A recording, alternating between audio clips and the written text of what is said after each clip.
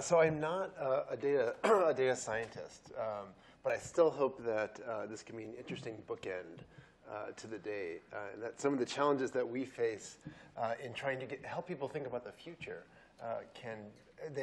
as I was putting this talk together, they seemed very relevant to some of the same challenges that we're trying to tackle with the challenges of big data as well. So as Carl mentioned, my title is Research Director for Human Future Interaction. And that's actually, that is kind of just a wacky title that people give themselves nowadays. But it's also it's a title kind of born out of a real need, I think, a real frustration that we were finding in how can we help people think about the future, not only help them think about the future and get immersed in it, but also ultimately to take action. And of all the talks that I saw today, making data actionable, making all this information actionable seemed to really be kind of the common theme. A quick note about where I come from in this context. So I'm from the Institute for the Future. We're a kind of a think tank. We don't really like the word, but we're a futures research group in Palo Alto. This is our 44th year this year. And we do a lot of research in kind of the 5-year, 10-year time frame on the future of technology, future of health, future of consumers, future of government, future of politics, but primarily based on research. So going out and talking to experts, looking at trended data, and really trying to come up with forecasts and scenarios and trends and provocations for where the future is going. And for many years, I mentioned we're 44 years old, for many of those years, this was our primary means of communicating with and talking to people and presenting all of our hard work. It was a really, really thick report. We've had an ongoing project called the 10-Year Forecast for about 30-some years now. And I went back to the archives a while back, and I found what was the longest 10-year forecast, and it clocked in about 320 pages. And they were 320 pages of this, largely text. There were some awesome bar charts of where oil prices would go in the future.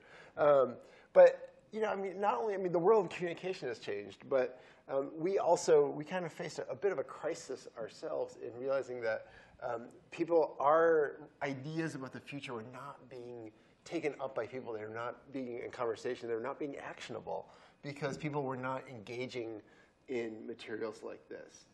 And I'm sure if you swap out future for data, I imagine that might be a challenge that a lot of people mentioned here today. So my own background is human-computer interaction, and I'll talk about the parallels in a second. But I saw that there was a real need in the way what HCI does for technology for a similar field to take all these forecasts about the future and to similarly make them actionable and make them engaging. So this, and this is an invented domain, but one that I think actually has some real legs and some real potential. It's kind of a call to action based on 3 beliefs. The first is that there are many new ways to experience what some people call the shadow of the future today, here in the present. And I'll talk about all these examples that are kind of behind these. Number 2 is that experiencing the future is a very powerful, persuasive, potent means to change behaviors today. And the last one is that the future does need us to change our behaviors today for some kind of existential, species-wide threats and risks that I'm sure you can imagine. So in the same way, so I mentioned that I think there's some real parallels with HCI, with human-computer interaction. What HCI does for technology, we can start to think about this same kind of accessibility and usability in other fields. And you'll see that I swap out that human dash blank for something else in a second. So computers didn't always start out being remotely intuitive, usable, personal. This is how we actually interfaced with computers for for a long part of their history. It was a kind of a rarefied art form, something not very accessible. And then, the work of HCI and the work of HCI designers and researchers have helped to make computers and technology much more usable to more people. They've helped to make interactions more intuitive, with less learning required. They've ultimately made technology more personal and in some cases, more persuasive. There's a reason I'm on an Amazon one-click page here. This is the bridge that HCI offers to technology. So if human future interaction, which is what I'm proposing that we do every day with the future as we try to make it more accessible, outside of this 320-page report, I actually saw a real parallel to the work of visualizing data and what data scientists are doing. So I want to propose that if human future interaction is about influencing our behaviors by using visions of the future, then human data interaction is very much about influencing our behaviors using data and making that data accessible and usable. And so I'm going to walk through the same 3 steps that I always try to go through when I'm creating any kind of futures experience, and swap in some examples of, I think, ways that people are making data much more usable and persuasive. I want to start with the Deepwater Horizon oil spill. So about 2 years ago, almost 3 years ago now, many of us were glued to the television, and this is primarily what we were watching. We were watching live underwater cam of the oil guzzling out. Every day, if you actually look at the chart of how many gallons per day we thought were leaking out, it started off at 0 actually, and then it went to maybe 1,000 per day until the ultimate. I think it was maybe 65,000 per day. But for a while, and actually, April 30th, the Wall Street Journal had a headline saying 25,000 barrels per day are leaking out of Deepwater Horizon. And that number, not only that number, but the kind of the challenge of trying to make this data and this cause and this crisis accessible to a lot of people. There were a lot of visualizers and artists and I think even people who would not consider themselves that professionally took this up and really tried to reinterpret this data and reinterpret this crisis for other people. So one of the best ones that I loved, you may have seen this. Some programmers use the Unreal Development Kit, kind of the open source version of the Unreal video game, and they actually wanted to show people what does 25,000 barrels actually look like. I mean, what does it, besides that underwater cam gushing out, what are other ways to experience this, particularly from a human perspective? And so they made this movie. I'll show a clip from it. This is 25,000 barrels of oil, simulated in this virtual physics engine, actually gushing out. I think if at the beginning of the video, they all come out really fast and then just start cascading down. And you kind of at the camera angle as a human, really getting a sense of what 25,000 barrels look like. And so this was, I think, a great first step towards really immersing us beyond the number, beyond that kind of disembodied camera at the bottom of the ocean, of getting a sense of what 25,000 barrels of oil actually felt like. This was another attempt to kind of solve that same problem. Well, I guess not quite solve the same problem, but certainly make an artistic statement. It was an early use of activist augmented reality, where anytime you held your phone up over a BP logo, it would take on the form of that ubiquitous kind of underwater camera and start to gush out oil. So, very much trying to, BP stations are everywhere. And so trying to, make the crisis a bit more immersive, take it out of, the Gulf of Mexico and bring it to anywhere that you happen to be, might encounter a BP station. Now, kind of on a similar angle of people taking data and trying to make it, data about the future or just data in general, trying to make it more persuasive, more actionable. When the IPCC released their last set of projections for sea level rise and shoreline change, they released it. There were lots of news reports. They released it in large report form, similar to what we used to do at IFTF. But those same projections. And the same data of where the new shoreline would be was a real call to arms for a lot of people to say, okay, how do we take this data and bring it into people's everyday lives? This was a project here in San Francisco called Future Shoreline. So you'd basically wake up one morning and you would see blue tape strung between poles, marked with these stickers indicating shoreline. And this was actually the new line where, according to IPCC projections for where the new shoreline would be in San Francisco. And so you got this real visceral, immersive sense of what otherwise been kind of this abstract, disembodied report. You got a sense of where it actually be in your neighborhood, in the city that you cared about.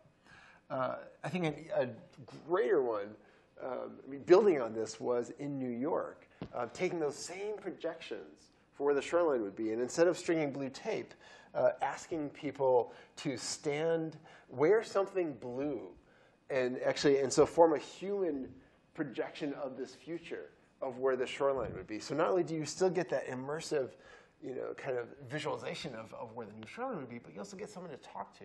You get kind of an ad hoc salon of conversation about, okay, what does this mean for our community? What can we do?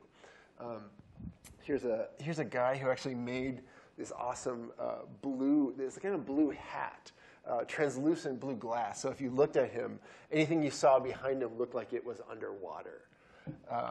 So people really trying to take this data and create these immersive, very situated visualizations of what this data could mean. Here's one in the UK that used projections at night on a popular street with a lot of bars. So as people would walk by, they would get this sense. And again, taking real data and interpreting it, future data, projected data, but taking it to the street where people would actually get a sense, get a chance to encounter it, and have some reaction to it. This is the Bay Area Red Cross, a campaign they did a couple years ago. They parked a truck at Market Embarcadero in San Francisco. And if you lined yourself up just right on either side of the truck, you got a vision of what the building, either the ferry building or looking down Market Street, would be post-big one, post-major earthquake. So again, really bring a drum that I'm sure they've been beating long and hard in different formats, different channels, trying different strategies, but just really making it visceral in a way that, again, kind of raw data or other forms of this of calls to action can't take. At IFTF, we create a lot of these kind of projected future visuals as well. This was a kind of a prank we pulled for some visiting clients. What if, based on kind of water projections for the future, so we put these fake gorilla price tags in stores nearby to suggest, okay, what if water was not $1.99 but $51.99? What's your first reaction? And kind of using, there's a principle that we use a lot of just constructive confusion. Can you actually design confusing moments? And in that confusion, as someone tries to figure out, is what I'm encountering real or not, they're actually engaging with the material and with the questions at hand more than they might otherwise. This was a similar kind of provocation from the future. A couple of years ago, when the point at which humanity was becoming more urban than rural, when we were about to cross that threshold. So this was an imagined fake future pharmaceutical product over the counter that you might take to give yourself a feeling of less claustrophobia, fewer people around you. So again, based on a data point and very much working back and forth in hand with the data, in hand with a more didactic kind of presentation and image, but giving someone the sense of, okay, what would it actually mean if life changes as well? I'm going to skip. I want to hit my other steps very quickly if I could. So after you create this immersive vision of the future, at least when I'm trying to create a future visual, a kind of a future immersive experience, I think the next step is to go from immersive to personal. Give someone some personal relevance into that future. This is a signal, and again, I think this kind of applies to data as well. So this is a site called ifitweremyhome.com. You actually try this today. I just made this yesterday. They tried to take the footprint of disasters around the world and transport it, again, using kind of just an open map API, transport it to an area that you know about or you care about. So this is the footprint of Deepwater Horizon here in the Bay Area. And these are the 2010 floods in Pakistan here in the Bay Area. So again, try and take a distant remote event and tie it to something personal in your life. They also do kind of just regular country footprints as well. I think, in this on this area of personalization, I think we can also, data and data visualizations are beginning to become more intimate as well. And we can actually begin to think about intimate visualizations. This is a service called Mishu that will take your own personal data trails and turn it into jewelry, turn it into something wearable that you can keep on you as well. Or in some cases, it's your Foursquare check-ins. In the top one, it's a map of just an area that you really care about. And then you may have heard of this. About a month ago, Merrill Lynch launched a service where you can see a version of your face aged a couple decades hence to get a very, again, a personal and visceral sense of what you might look like at old age. And this is one I did for myself. It's not their tool. It's a very similar one. But again, trying to take this abstract idea of you in retirement, you in 40 years, what's your life going to be like, and making it a little more tactile, a little more tangible. From our friends down at Stanford, there's a group that actually has found that if you experience a version of yourself older, you are more likely to save money for retirement than if you experience an avatar of yourself that has aged normally. So kind of these visualizations of your own life in the future can be very persuasive. I think the next step of this would be not only showing you older, but showing you in virtual poverty if they really want to encourage this kind of extra savings. And then the last step is just give people, once you make it immersive, once you make it personal, give people a chance to interact, to discover some cause and effect themselves with the data or the future that you're putting forward that you want to make engaging. This is a project of the Netherlands, trying to understand if you actually put people in a virtual environment of flooding, how would their attitudes and behaviors on climate change? And so they tested people who were in a virtual environment versus people who saw a movie versus people who read some materials. And the people who were in the 3D environment were the most likely to buy flood insurance after leaving the lab, after leaving the simulation. And so the delta of their attitudes and behaviors about climate change had changed the most out of this group. I threw in too many examples. I just want to see if I could show the one or two of the best last ones. This is a great example. I hope no one showed it earlier today, called Budget Climb. It takes federal spending levels and federal budget levels and hacks it into the Kinect video gaming platform. So you actually have to, as you'll see in the video, you actually have to run and climb over budget expenditures year after year. So you get this really haptic sense of budget. There we go. So he's trying to climb right now, climb over, I forget what year that is, expenditure. And then he has to jump over it to go to the next one. So this is the commerce and housing credit.